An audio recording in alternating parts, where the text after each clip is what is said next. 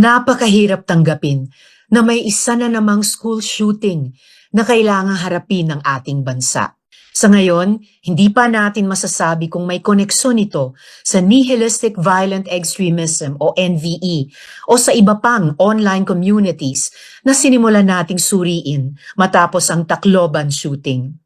Sa totoo lang, kung ang karahasan ay hindi lamang ginagawa, kundi idinidisplay, ginagaya at nila-livestream pa, mas malaki at mas malalim ang problemang kailangang harapin natin bilang isang lipunan.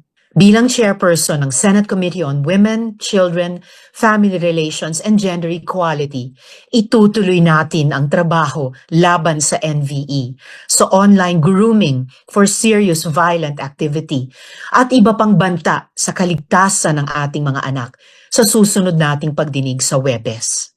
Pangunahing layunin ng mga hearing na ito na matukoy kung ano ang kailangan nating baguhin sa paaralan at online environments ng kabataan upang kailanman ay hindi na ito maulit muli. Lubos akong nakikiramay sa mga pamilyang nawalan ng mahal sa buhay at sa mga estudyante, guro at magulang na kailangang harapin ngayon ang takot at trauma ng nangyari. Hindi dapat matutong mabuhay sa ganitong takot ang ating mga pamilya. Makakaasa kayo na gagawin natin ang lahat para mapakilos ang gobyerno at maprotektahan ang ating mga anak.